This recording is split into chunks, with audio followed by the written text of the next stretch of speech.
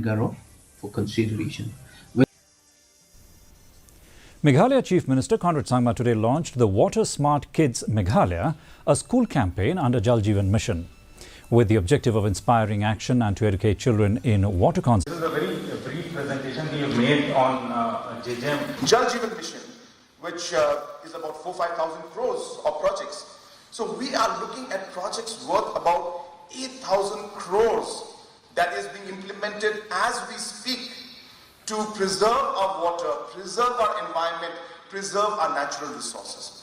What is important is now we have moved forward, now how to make it better, how to improve and make it even perfect, how to ensure that the water quality is there, the water source is there.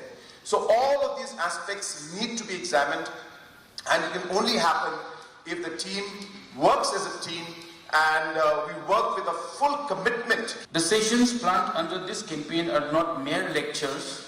They are interactive, educational, and most importantly, fun. They are designed to engage, enlighten, and inspire our children to become advocates for water conservation in their respective communities. The impact of this initiative is not